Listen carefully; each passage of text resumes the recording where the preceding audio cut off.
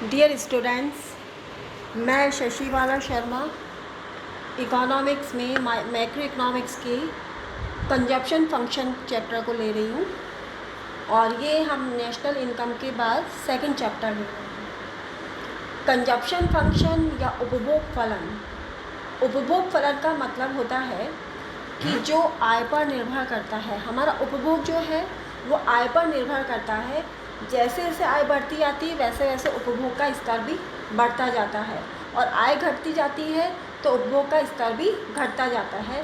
तो इस तरह देखा जाए तो उपभोग फलन C = फंक्शन ऑफ Y, यानी कि C होता है उपभोग, Y बताता है इनकम को।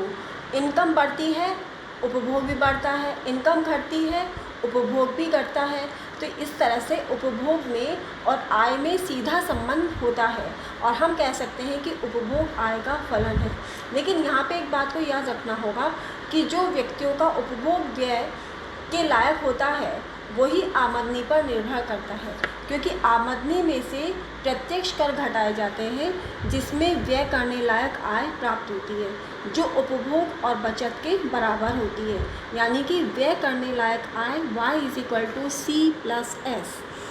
लेकिन जब हम विश्लेषण में सरकार और विदेशी व्यापार को शामिल नहीं करते तब वह व्यय योग्य आय स्वयं राष्ट्र की आमदनी और उत्पत्ति के बराबर हो जाती है। तो इस तरह से उपभोग फलन जो है वो आय का फलन है, आय पर निर्भर करता है।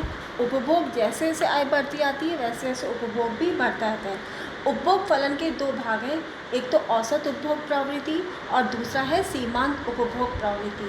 औसत उपभोग प्रवृत्ति APC, यानी कि average propensity to consume. APC = C/Y। C बताता है कुल उपभोग को, Y कुल आय को बताता है। जैसे जैसे आय बढ़ती आती है वैसे वैसे APC कम होती जाती है। अब है नंबर 2, सीमांत उपभोग प्रवृत्ति, मार्जिनल प्रोपेंसिटी टू कंज्यूम। सीमांत उपभोग प्रवृत्ति MPC = ΔC/ΔY।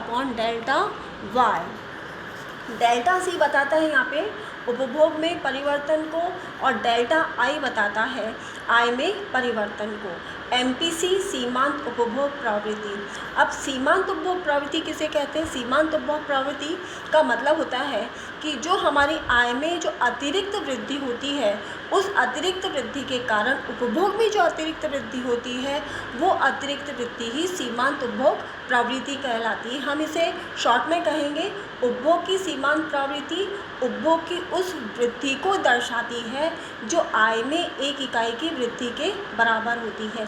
MPC हमेशा 0 से अधिक होती है और 1 से कम होती है, यानी कि इकाई से कम होती है और 0 से अधिक होती है।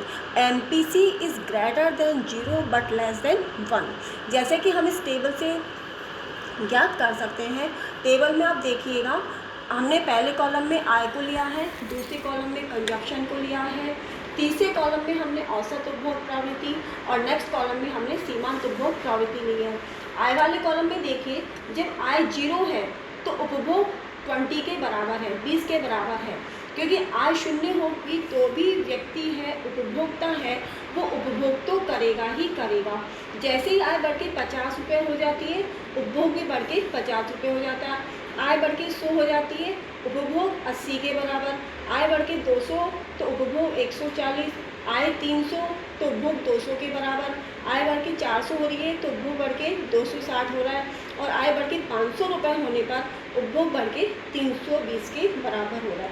यानी कि जैसे जैसे आय बढ़ती जा रही है वैसे वैसे उपभोग भी बढ़ता जा रहा है।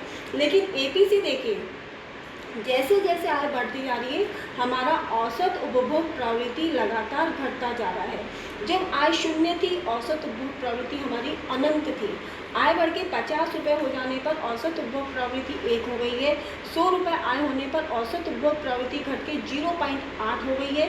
200 रुपये आय होने पर औसत उपभोग प्रवृत्ति 0.7 और जब हमारी आय बढ़ के 500 रुपये हो जाती है तो औसत उपभोग प्रवृत्ति घट के 0.64 ही रह जाती है।